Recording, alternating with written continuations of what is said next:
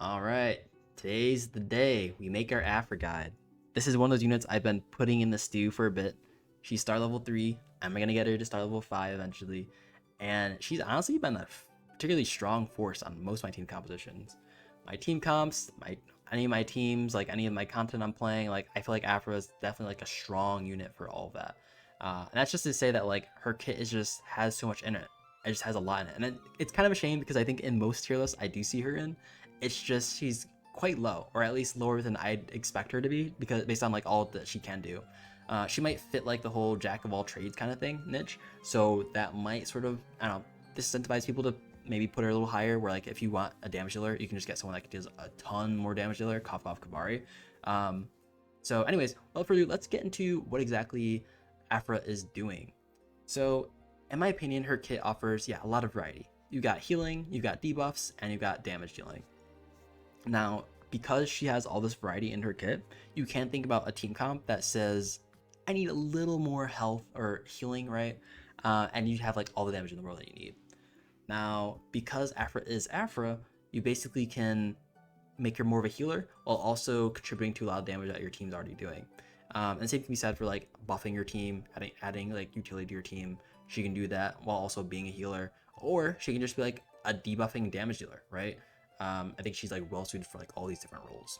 But of course, what does that mean without knowing like the context behind like her abilities? Like what does that all mean, right? So let's just talk about her trait. Let's talk about her, what you want to equip her with, and then we can do some gameplay in the end.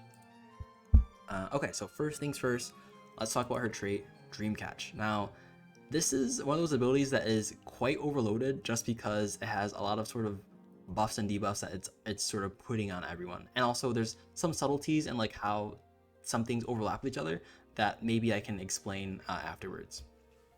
So Dreamcatch, magic attack and healing effect are increased by 8%.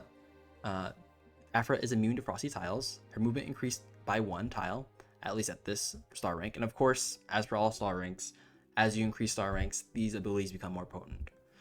At the end of turn, Afra also inflicts nightmares to all enemies within 5 tiles. If the target already has nightmare, additionally inflicts Labyrinth of Dreams, and 1 random level 2 debuff. All effects last for 2 turns. So yeah, this is a lot of stuff happening here. So first things first, you do see that like she is increasing magic attack and healing effect by 8%.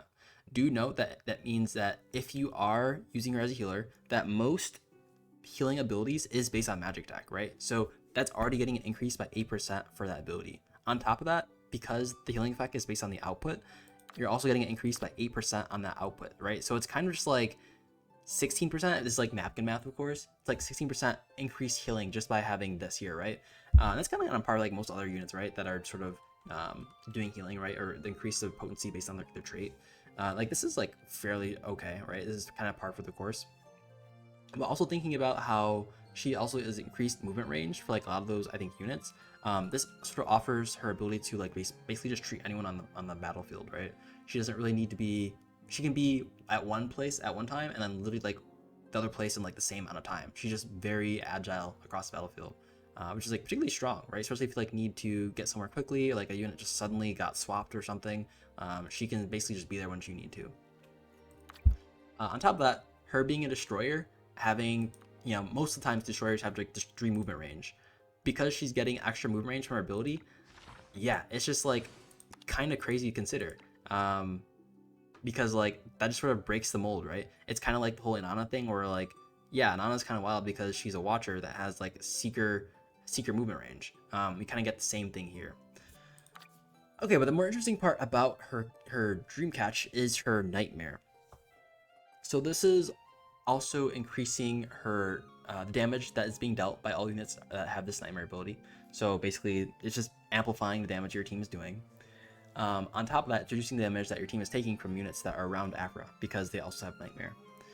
And this is particularly interesting too because this basically means she's passively increasing all the damage, including herself as well here. So you can also think of like her magic attack. While it's also being increased, it's increasing additionally by this nightmare buff that she has. So napkin math, of course, this is like 8% on top of like an extra 5%. So she's getting like basically 13% additional damage based on her passives here. Okay, so now we also have this other ability, Labyrinth of Dreams. And this, of course, is all lasts for 2 turns, which is, it's kind of a mouthful, not gonna lie. basically what it means is your attacks deal damage, extra damage that isn't dealt until the end of this debuff. And it can deal at most 400% of the caster's magic attack. And so basically think of it as an account of damage that you need to do to someone, right? Or like a bubble. Once you do enough damage, the bubble pops and you actually see the damage being like actually realized in the game, right? The damage is being dealt at one point. If you don't do all that damage, right, or if like you just sort of wait for the debuff to expire, you do less damage, but you also like see that like all the damage that has been dealt over the course of the turns will also still like deal additional damage once this expires, right? It's kind of wordy or hard to explain, but basically just note that this is dealing additional damage on top of like the nightmare, except this damage is sort of delayed. If anyone has played Pokemon here, think of it as something like kind of like a future sight, I think, or like a Doom Desire. It's sort of like later damage that will be dealt after it's dispelled or after it finishes. Okay, that's cool. That's cool and all, but like there's also more, right? Afra has the ability to apply level 2 debuffs, and this is a little stronger than just attribute debuffs, and that like you can just passively ignore like reaction skills, passive skills, healing received, or attribute buffs. This is particularly strong. I've seen literally like times where the unit can't do anything because literally they have like no passive skills, no reaction skills, and they just don't have any abilities, right? Except for their basic attack. Like this can happen just like randomly to them. And yeah, it's quite funny because yeah, I think this happened a few times in PvP where like, yeah, wow, just like I can't do anything. And it's just like passively because this is like one of those things that happens like when you're playing against a Luffy and you're just like, you know, the Luffy is expectingly to just do nothing and just like play passively, and then all of a sudden you turn off all their abilities because they're just playing all passives, right? Yeah, really strong. One thing to note here is that like this is including reaction skills, so sometimes reaction skills are quite wordy and quite strong, and just doing that passively, like the whole basically unit could be based on their reaction, right? I'm thinking of someone like I don't know, Espionana, or someone like Luffy. I think that's more so traits based, but like I think Nana, people like your Battlefield trial thing, that's particularly is a strong ability. Like just turning it off just like freely, pretty good. Mind you, it is random. Like that is something that can be applied particularly often with Afra just by like being alive around, you know, whatever unit you need to apply it to. So yeah, their trait, she's already doing so much buffing, debuffing. She's doing additional magic attack. She's also like adding a lot of elements of like you know, agility here. She's doing a lot here for her dream catch, and that's just her trait, right? So let's just go over some of her abilities, and then we can go over like how I build her in general, and so how you'll see like what that would look like. Or we can also just like show kind of like what you might build her with, like depending on like what kind of role she's trying to fulfill for you. So I do have her ring 13. I don't know if I'll getting her ascension for her just because it's basically more of a defensive ascension ability. But yeah, maybe in the future we'll talk about that. So one thing to note is that basically the Dream Hunt side is more offensive and the Dream Telling side is more defensive. So basically some of the abilities also have a lot of overlap with each other, and I'll just like explain it very briefly. But before we do that, we'll just like go over the first iterations of those, and then like I'll just like let you know when that is a copy, basically a variant of the previous ability. The first ability is Fantasy Whisper. It does piercing damage, which is particularly strong, and it deals it at 70% of magic attack. Now, before the attack is dealt damage, it actually is increasing that damage by adding Nightmare and Vulnerable 2, piercing Vulnerable 2 as well. So think about this. It does 70% plus the 20% from piercing Vulnerable. So just napkin math, of course. 70% plus the 20%. So it's going to be basically 90% there, magic attack, piercing damage. On top of that, it's also adding 5% from the Nightmare. So it's going to be 95 magic attack here as piercing damage. So unaffected by defenses, just based on that, right? This ability here.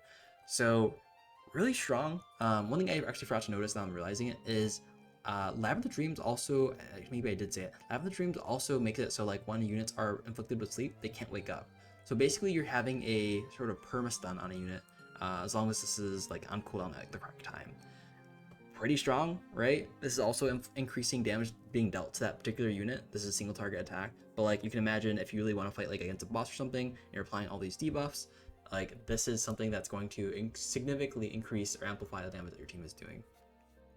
And this is, I guess I can just tell now, this is basically a carbon copy. It's carbon copied to Phantom and Fantasy. The only difference is that like Phantom and Fantasy doesn't offer the 100% sleep, right? It only offers the sleep if the target is injured and targets in the range are injured. So basically what that means is like if you're doing enough damage, you basically can also put them to sleep. But if you're not, this is only sort of inflicting the debuffs on top of like dealing the 50% magic attack in piercing damage. Okay, but like that's particularly strong as well, right?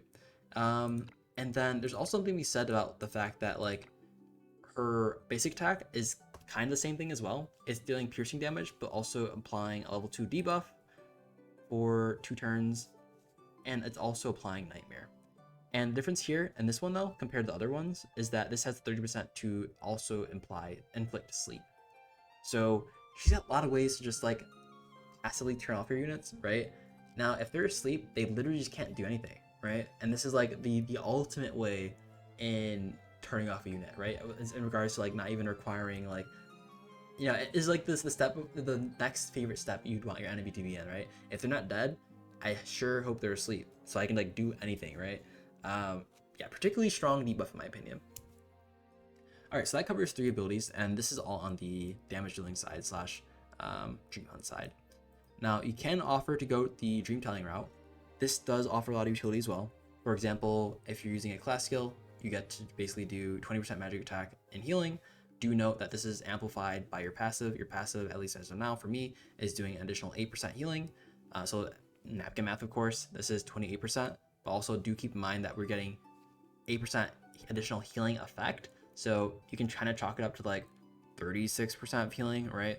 So, and this is on top of like whatever healing you're doing for the turn, right? This is only a passive where like say you have healing spell. I forgot, yeah, I think she gets it innately. Healing spell where like you're doing, I think healing spell is like 100% of your magic attack.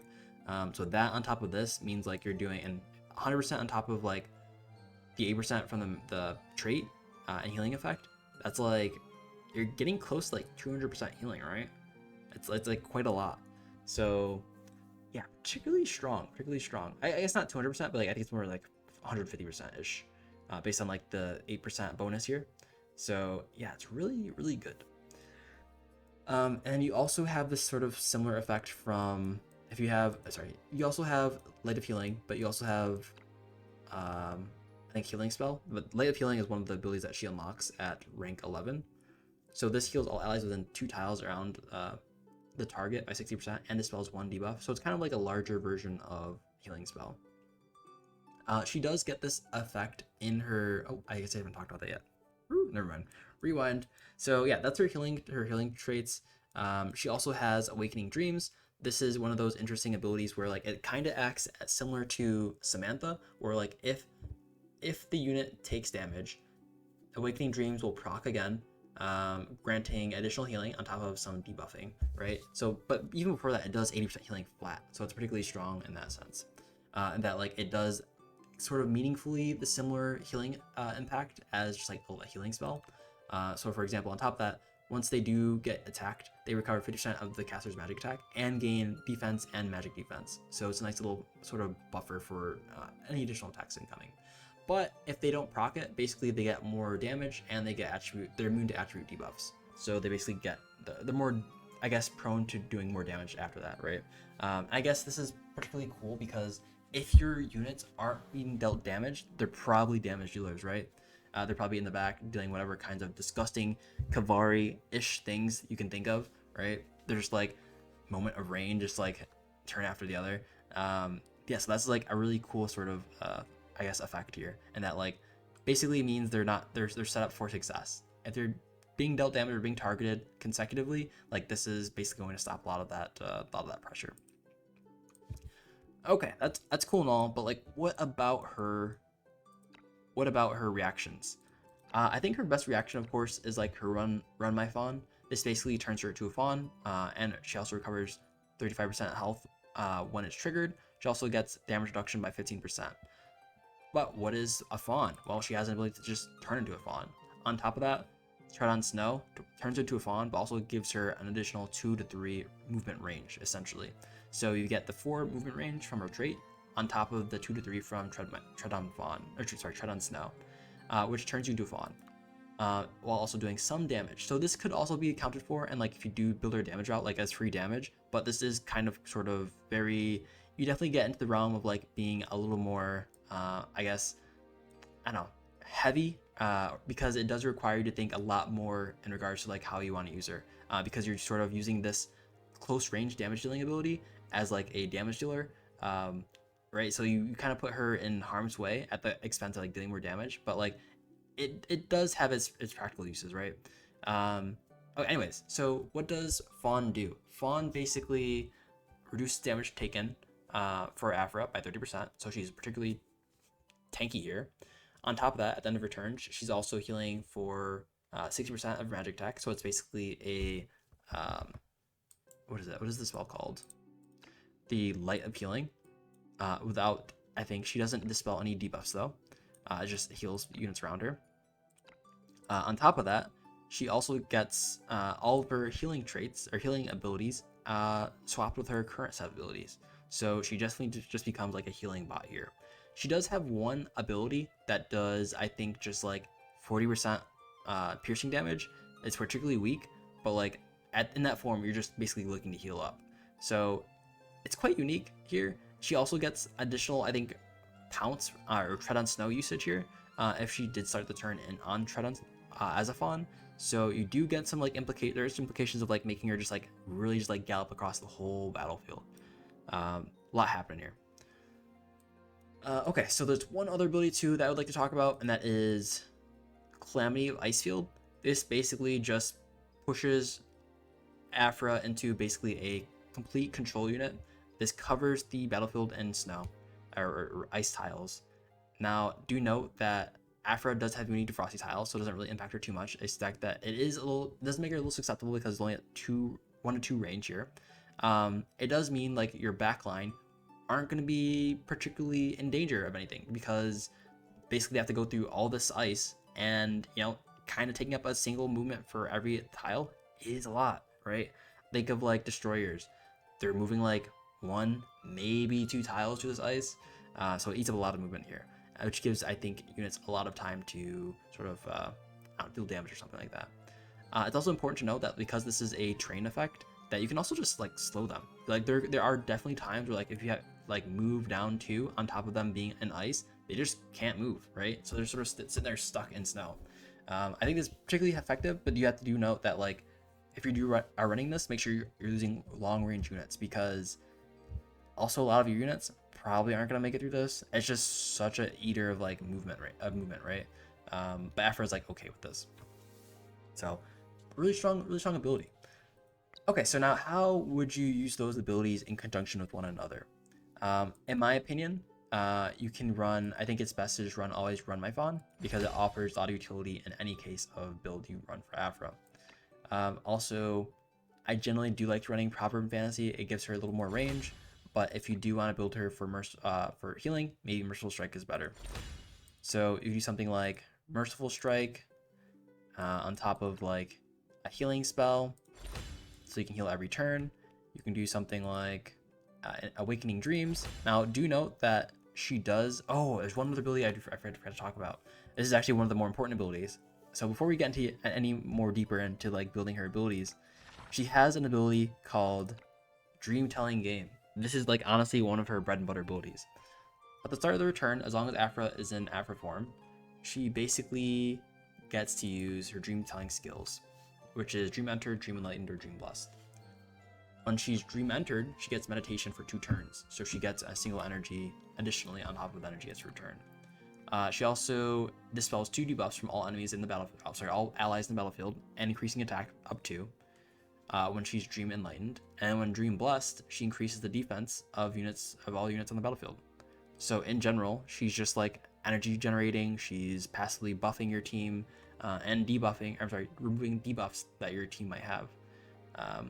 So that's a good reason to run that, is that like you generally just like need mana, right? She might be particularly mana intensive.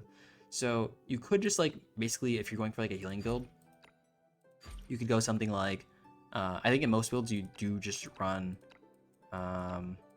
Dream Telling Game, and then you can have like your any form of like healing spell or like Innocent Dreams. Because you get like 2 energy per turn, Awakening Dreams just can be your healing spell. You don't really need the healing spell. And on top of that, you could do something like Light of Healing if you want AoE, or you can do Echo Revelry if you want like single target or like just potent heals, I guess. It kind of depends on like how that is working for you, how you feel about those abilities. Do note that she does get all these abilities when she is in her fawn form. So you could just do, instead of any of that extra stuff, you could just do Tread on Snow.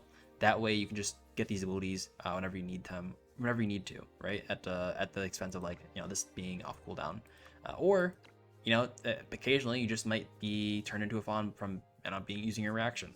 That's also a thing. So like this could be like a okay healing sort of kit here. My only worry is that like if you're into range, this might be a little risky. So even in a healing build, I would maybe even go something like Proverb Fantasy. But like in general, you're probably not going to be using this ability or this basic attack too much, because if you're going healing, I imagine you want to apply these debuffs, you want to apply these buffs at most of the time in the game. And so just like keep on using this to like ensure that you have your attack up or defenses up for any of your units that you care about is going to be particularly strong. Okay, so that's basically like a healing build that I think is like okay. Yeah, I do think if you're going healing, like yeah, Tread on Snow is like particularly strong, but also you do get Awakening Dreams in the fawn form, so you could just go like, I don't know, Light of Healing, and like that could also be okay. And of course, this would be all be better suited with like a healing orb or healing cube, whatever. So yeah, this could be valid as well. Okay, so what about if you want Afra to be more damage based? So this is, I think, one of my more favorite playstyles with Afra, is if you just go sort of more damagey slash debuffy. And so in general, I think you go something like, so you definitely take Proverb Fantasy. You could take Fantasy Whisper, and then you can take Phantom in Fantasy. Basically, this ensures that units are always asleep, if possible. It doesn't work maybe too well when it comes to boss stages because like they're immune to control. But in general, this does mean you have a lot of uptime for like Labyrinth of Dreams, you have a lot of uptime for Vulnerable, and all these things. You could also add, this is what I like to do as well, add, instead of like Fantasy Whisper, because I think this is generally accomplished nicely by your auto attack. Mind you, your auto attack isn't 100% applying it. You could just add Calamity of Icefield. Basically what this means is it sets up your backline to essentially be unimpeded or uncontested, just because no one's getting to them, right? No one's getting to them, and even if they're getting closer, you can move Afra there and just like put anyone to sleep, and it can basically handle them. And if they do note that Afra is also reducing the damage they're taking, while also increasing the damage they're dealing to anyone that's getting closer. But also anyone that's not getting closer, right? Afra's just like increasing the damage that you're dealing and decreasing the damage that's being dealt to you just across the field. So particularly strong. On top of that, I think you could, in some cases, maybe get rid of a Dream Telling Game. I would not suggest it. Or you can get rid of Calamity of Icefield. Maybe you want to go a more hybrid route and basically seal any sort of gaps you have on your team. Basically, what this does is ensures that you're buffing, debuffing, healing, and dealing damage all at once. And I think it's really strong. I think it's really strong. It does also add a lot of complexity too, because I think Tread on Snow has a lot going for it in complexity. Because like I said, you can just like run her out as like a sort of decoy. She gets dealt 30% less damage, which is quite a bit. On top of like also having a lot of tankier stats with like the increase of defenses. So this could be useful. And also you do just get like the ability to just play Afra any way you want. This becomes like the jack of all trades sort of build. Okay, cool. So yeah, we can end that part there. This is like in general the jack of all trades builds for sure. So what do we run on Afra though, right? She's got all these abilities that do a bunch of different stuff. She's able to add all these debuffs, increase the damage your team is doing, also add a bunch of just debuffs that are relevant across like most content in regards to like no passive trades, no reaction trades, no healing received, stuff like this, right? Well, let's get into her weapons. In my opinion, this highly depends on how you're running your Afra. Generally, I do run her. I can just like start off with how I run her. I think that's like the best. That's how I generally tend to run her most of the time. Something like this. right? So like I really do like taking control of like the Calamity of Ice Field. So in general, if you're wanting to do a lot of debuffing, this is kind of like my debuffing build. Is I do run something like a Nightmare Puppet, and that's just because Nightmare Puppet works very well, and I would say even better than Convallaria, with applying those debuffs. Now, do note that because this Dreamcatch trait is applying a debuff, it's actually kind of coded as a debuff for Nightmare Puppet. So when you're passively just like walking around the battlefield and you're applying debuffs, you're actually applying Nightmare Puppet debuffs too. So you get basically 2 sets of level 2 debuffs from this set of debuffs, right? Like you're getting double the debuffs at the cost of just like, I don't know, also getting some tankiness here, but also increasing your magic attack, right? And on top of that, you're getting Nightmare Puppet 2. I'm sorry, Nightmare Puppet 3. Nightmare Puppet 3 is effectively stronger because it increases piercing damage taken by 15% by Afra. Or if you're running like a piercing damage heavy team, like Convallaria or someone, Afra actually is a potentially better applicator of Nightmare Puppet because she is slightly faster than Convallaria. So you basically have the ability to apply this beforehand when you're trying to nuke people with Convallaria, which is particularly strong. One thing that you might that is kind of bad about this does mean that it does require you to sort of tunnel more towards piercing damage, and maybe you don't want to, and so there might be other reasons to, if you're really relying on Nightmare Puppet 3, and not just like level 2 debuff, then there might be reasons to like go to a different weapon. If you're doing damage dealing, like for example, if you're doing potentially like PvP content, you could run something like Diffusing Prism.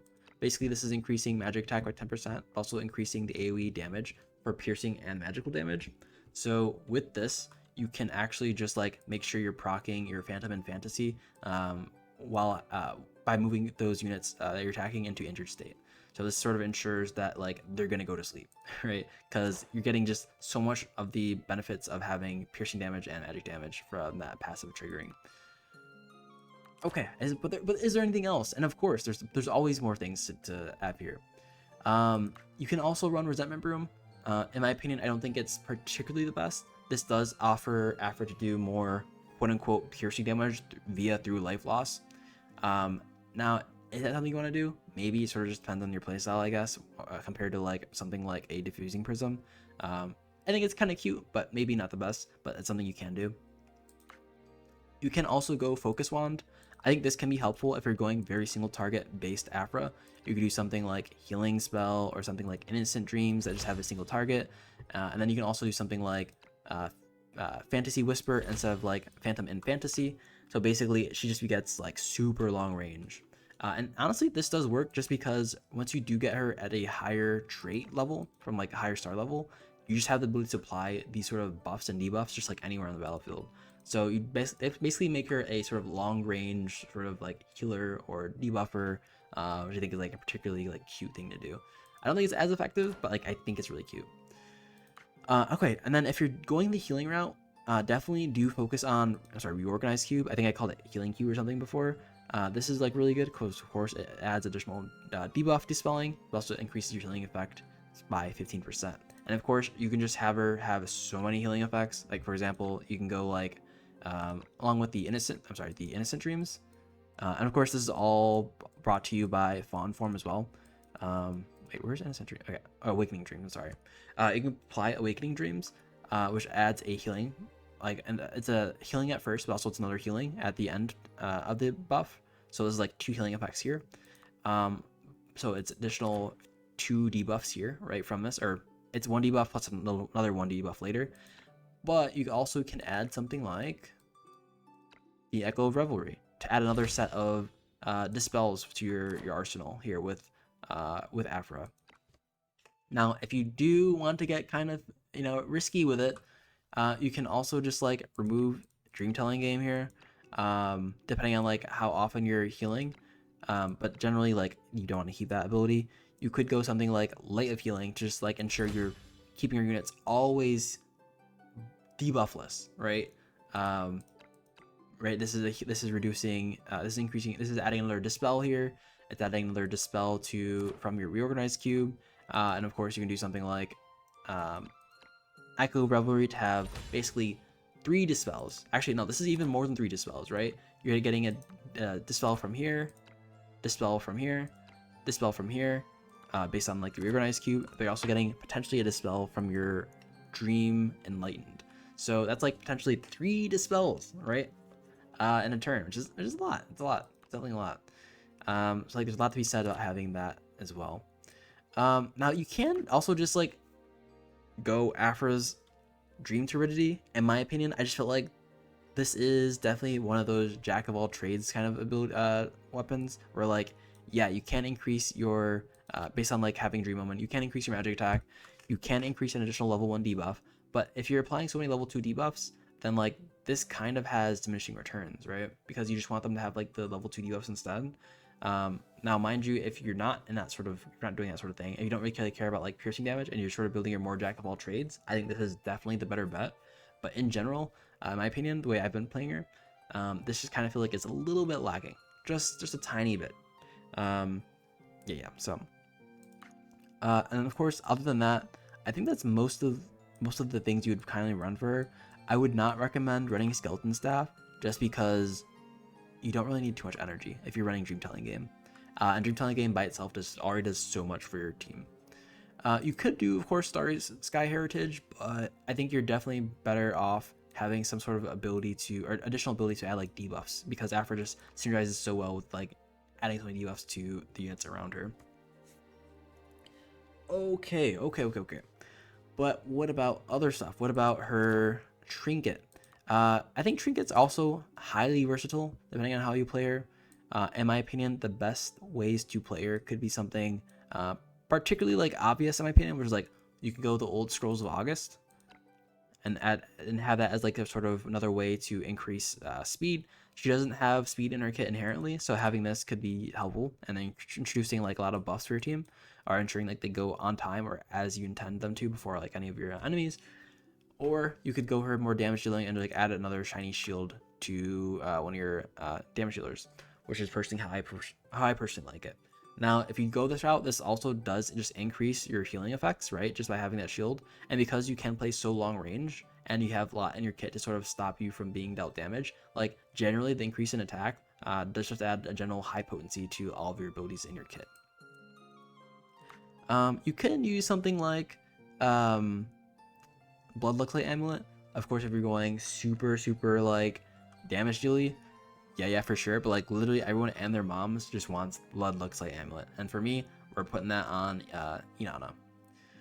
I think also there's something we said about having Origin Hourglass on Afra, but I think it's better suited for units around her because she can already get around the ice field, and so having them also the ability to get around ice field without being inflicted by move down or speed down means like they basically add a lot of synergy to your team.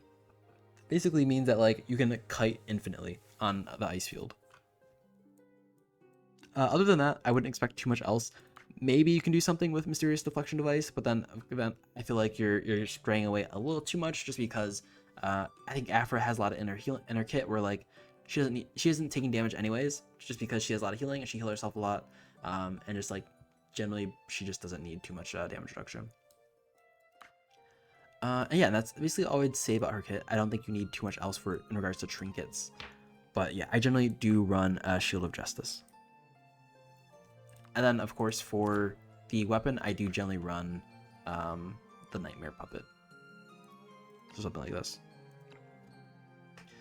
Okay, and then what else do we have? Tarot cards, Tarot Whisper. In my opinion, I think you can go a lot here as well, of course. Generally, I would cite on, I think 3, maybe 4 different tarots. That would be either Devil. I'm a known Devil junkie. I will literally choose Devil over anything. I just love it. I love the idea of stacking. So we will add Devil to a lot of our units. I think it's pretty good in Afra. You could also go Wheel of Fortune. This does offer energy. So say you don't want to go Dream Telling Game, this is one of those ways that you can add energy. It also does help her sort of play the jack of all trades role because Wheel of Fortune does like kind of everything at the cost of being random. So that is also a good route. Now, another way to play Afra is run her for her AoE that she's doing. She has a lot of AoE skills. You can run Dream of the Magician. It being piercing damage that she's doing is particularly strong because it gets around a lot of the defenses that units have. So this will be particularly strong in those cases as well. And of course, if you do that, you make sure you do get magic attack based tarot cards. Okay, and then there's also something to said potentially about having Verdict of Justice as a damage dealing ability that can potentially help Afra by like increasing crit. So that's also something you want to use. But maybe out of all that, you could just end up using Elegance of the Empress. Basically, this allows Afra to ensure that everyone's always healthy at all times. Because I believe, if I'm not mistaken, if you do add this and you have Dream Telling Game, this basically means every turn, except for the Dream Entered state, you are also applying, you're also converting those buffs, debuffs that units have, to buffs. So you're basically just like completely wiping them clean of any sort of disgusting, nasty sort of like debuffs that they have. On top of like, you know, making sure that, like they're healed up. And this is applied across the whole battlefield. So this is like incredibly effective here for Afra to run this as like a support healer or buffer. Yeah, so then in general, I think that's about it. What I'd consider is like generally having Empress, Magician, or Wheel of Fortune, or Devil. And I say Devil knowing that like maybe not the best, but like I always run Devil, so I just gotta put Devil in there. We love our Devil propaganda. So yeah, I'd run something like, let's see, I had a particular tarot card for Afra that was just like Magic Dark. This could work. This physical defense one, because she can get in there and be a little tanky. So something like that could work. Okay, and that like basically finishes up most of Afra's kit. Maybe I can show all ways of playing Afra. And of course, as always, we can do it on a Titan stage. Let's just do it. Let's just get us a game going. Alright. So, the Fool's Journey. I don't think I've done my dailies yet. I do want to do them eventually. I also think... Oh, okay. I felt like my audio was up a little too much, but I think it's okay. Okay, Mr. Titan. The time is nigh. You will be dealt damage over and over and over again. Okay, so let's just put Afra out. And we're gonna first start off with a damage dealing build. So we can remove this, we can remove this Nightmare Puppet. I don't know the calculations, but I think it might be on par with like Diffusing Prism. It might. They're both adding like magic attack. The thing with Nightmare Puppet is like it adds additional piercing damage buff right here. But the other issue is that like upon casting AoE attack for each one target hit, increasing magical damage and piercing damage dealt by 10% up to 20%. So like this is also adding a lot. I don't know how it compares generally, but like yeah. Oh, one thing I also forgot about to go over because I'm just not realizing it is the engravings. So let's just go over that real quickly. Let's go to Enhance. Engravings. There's a few engravings here. In general, because I do play Afra as kind of like someone who can just solo things or do things by herself, I do kind of want her to be sort of independent, and so we do run her with like Sword and Cup so she can heal herself and do some damage. I like that a lot. I could imagine her, depending on if you're running Dream Telling Game, going Wand plus Cup. That allows her to sort of get away with like not being too energy intensive, right? She can sort of cast an Ice Field Calamity when you get the Engraving Resonance up, and then if not, you can sort of just like rely a little bit more on like the lesser energy reliant skills. If you're building her as a damage dealer, of course you can do something like Sword plus Pentacle. She can be particularly long range, that could be good. But also if you want to build her a Jack of all trades, Wand plus Wand is pretty good. Yeah, it's also a really good ability. Okay, but in general, we want to, and I guess we're not going to update our engraving here because I've been a little naughty and been upgrading too many of my weapons lately, so we're gonna hold back on that. But do note that like you can also go with Resonance where it's like Wand plus Wand. No, this is Cup plus Cup to increase healing effect, which also can be particularly strong on a supportive build. But do ignore that for this map, this round here. Okay, so then we have Dream. Here we need. Oh wait, I forgot. I'm still rolling for stronger Dream Magicians, so I might not have the best Dream Magician here. One with magic attack. Actually, this one's like okay. This one's actually pretty good. So this is going to be particularly strong, and you can see just like how much damage we can do with this. And we can like literally put everyone to sleep here, like Phantom and Fantasy. I don't know if we want to play this solo. I imagine not. We can just like run it with Mytha. But we can do like Calamity of Icefield. Like this could be okay. All right. Here. Yeah, this could be like a good showing of like a dream AoE damage dealer build. And I think you can of course do like more single target damage building build that's like relatively similar, but of course you do have to account for it being single target, so you don't run like diffusing prism, you run something else, right? Okay, so let's see. Mytha. I think I did a video, or I was thinking about doing a video with Mytha and I changed some of her stuff, so I'd like put that back together just real quickly. I would feel bad to have my Mytha just like not in her best, right? I look like this, so she can look like this, right?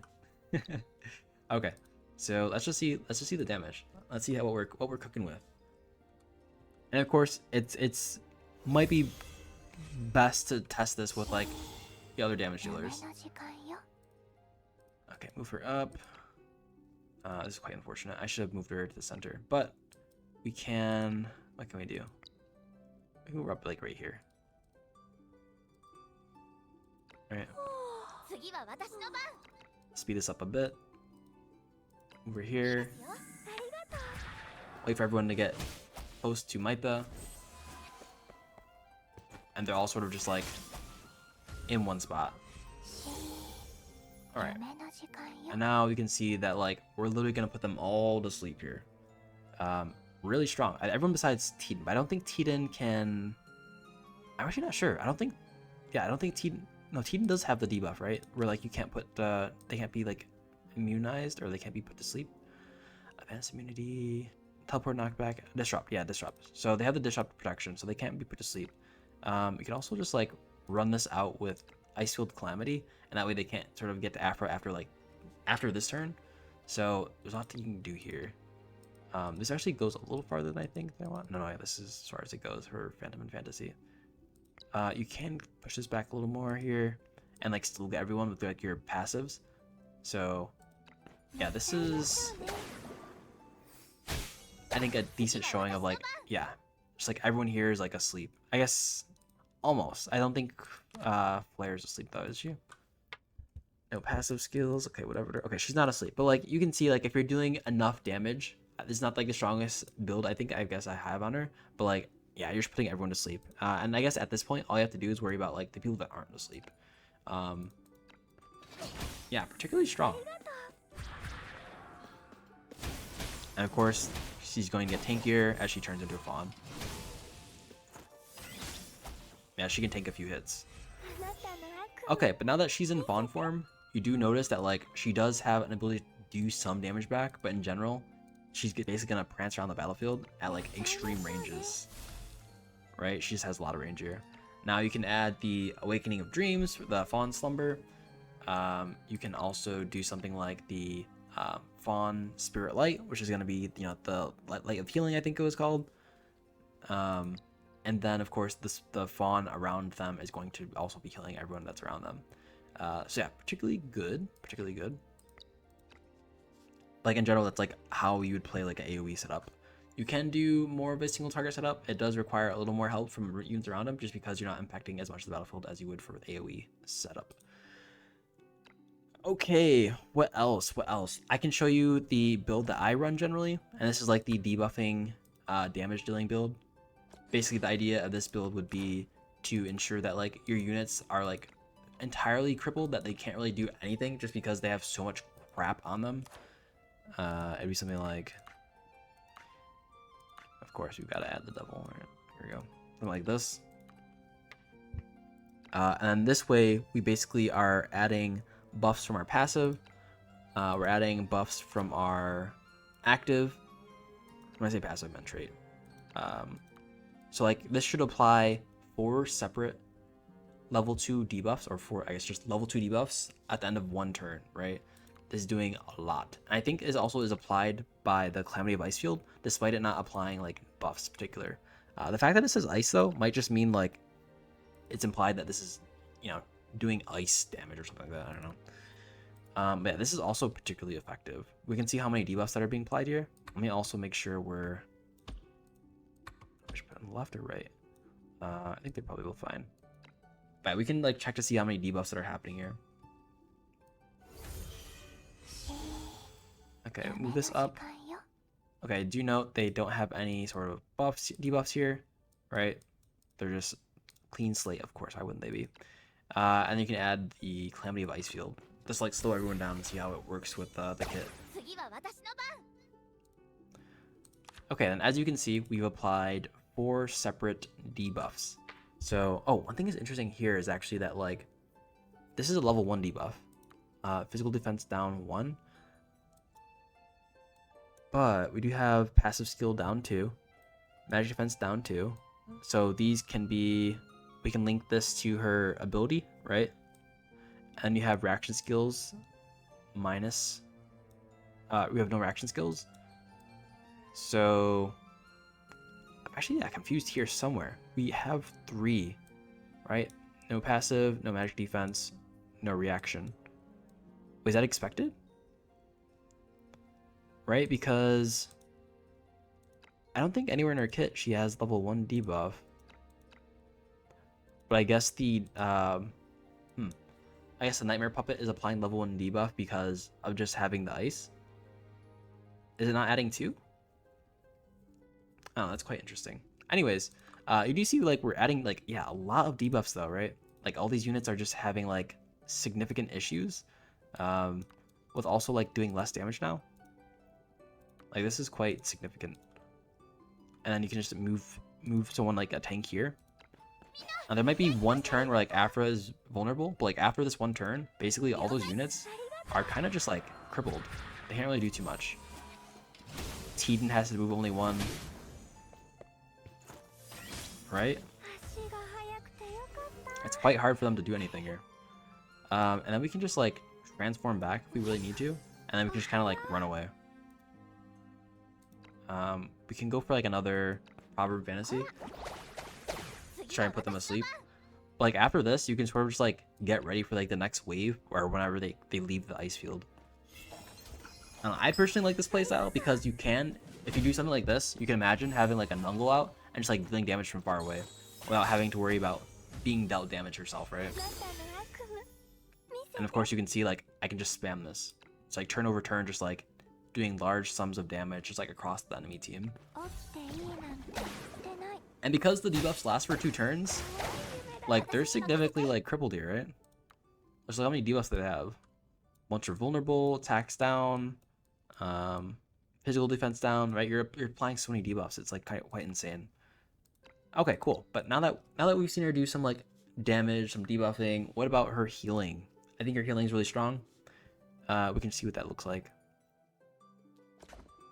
So we can do something like change this. Something like reorganized cube. You can do, yeah, you can go Dream Turbidity, but in my opinion, I just think like it's a weaker weapon. Okay, yeah, reorganized cube, and then you can do something like, yeah, you could do Knight's Faith. In my opinion, it's like kind of meh, but that works. And then you can also do like Elegance of the Empress. I do like Elegance of the Empress myself because I'm running like Dream Telling Game. Dream Telling Game offers, it's just like so much here. But the only issue with this stage is I don't think they add too many debuffs, right? So it's like kind of like goes to waste. You do something like, oh, one of the things I guess I missed out was the healing one, right? There's also the healing tarot that just like straight up heals. Is it this one? Yeah, increases the healing effect. Like this is also particularly good if you like just really need healing. You could do that. And then I would do something like, I don't know, move this for like Fawn. So we can have like 100% up Fawn time if we need to. You could do like Awakening Dreams. If you have a big team, in my opinion, I think it's just best to go something like Healing Spell. I'm sorry, Light of Healing. But maybe not in this match. It's like I think this is like good. It's kind of awkward when you have like just like a strong Mytha here to just defend. Do I have like a worst unit I can put this stuff on. I could do something like this. Do like a suppression. I think suppression will be a little weaker here just because he's more geared towards magic defense. But we can like suit him up with like what Mytha has. Like this. Yeah, we've been cooking with a lot of our tarot cards. This. I think it's like generally okay. And then yeah, so this is like fine.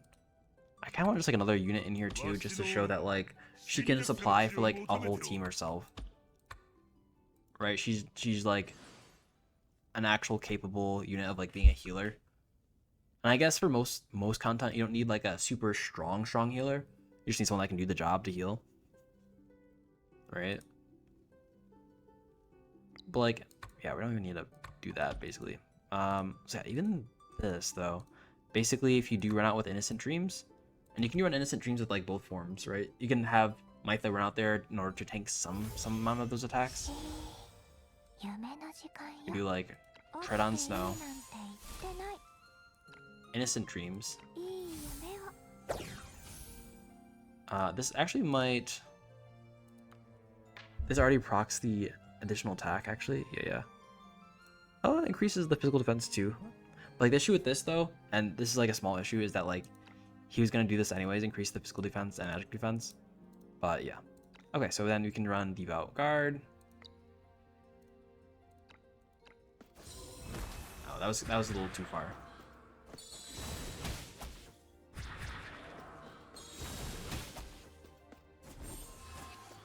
But yeah, Mytha has no problem with like chilling up near the front line as well. So yeah, we can bounce around here just to like show off a bit, I guess. Her range. Then you can move this. You can heal up.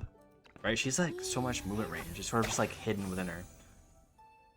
And then yeah, we can just like chill here.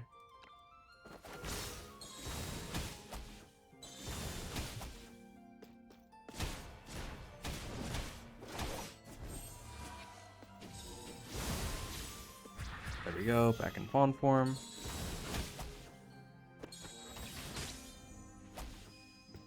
Oof. Yeah, and she does have resolve on her trait. Yeah, she can. I think she can heal pretty nicely. Might not be the best showing, just because I think just having one unit to heal is kind of tedious, or maybe it requires a little more maybe foresight in regards to like making sure that they're correctly positioned or whatever through this battle. But like, yeah, I think she's like a very solid unit to heal by herself. Also, mind you that like this is all in context of ensuring of like lowering their damage that they're dealing to suppression as well. Okay, so yeah, there's that. I think that's basically all there really is to show for her kit. In general, she's just kind of like a jack of all trades, which kind of lends it nicely into like, I don't know, needing her or like fitting well in like the most team comps. She just like does a lot.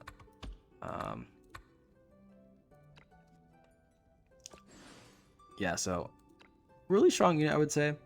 Definitely do fit her to fit your sort of play style.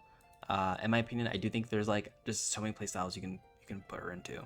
So really good in that case. I think with the last sort of match with suppression, one thing that was kind of a little awkward was that fact that like suppression, I think, was generally fast enough to have to go after Afra, and so basically what ended up happening was instead of getting the additional heal. So the thing is about this Awakening Dreams, there's like more mechanics around here. Is that like, sure, like you can heal for an extra 100%. That'd be 80% plus 100%, right? But if you do get dealt damage, basically this 80% is going to be a little more sticky, or the 80% heal is going to be a little more, sorry, the 50% heal is going to be a little more sticky, because basically you take damage and then you heal up back again, right? We're like, if you're not being dealt damage afterwards, 100%. Does it really mean too much? Maybe, right? It gets you above injured, which means you can get the extra 5% attack. But in general, like this extra defense is, I think, going to be more effective and useful to have on like someone that goes after an enemy attacks them. So hopefully that makes sense. It might be a lot of rambling, but yeah, there's a lot happening here in this kit. So yeah, we can end there though. Let me know what y'all think in the comment section down below. Are y'all playing Afra? Are y'all sleeping on my girl? If not, make sure you tell me like how are you building her, because I don't know, I just like building her kind of like utility debuffer with some like damage tacked on. I guess damage is always tacked on as long as you have like an ability. If you're, as long as like you're a unit, you're doing some kind of damage probably, right? But yeah, anyways, let me know y'all how y'all playing her. Interested in seeing what y'all have to say. But other than that, catch y'all later and peace out.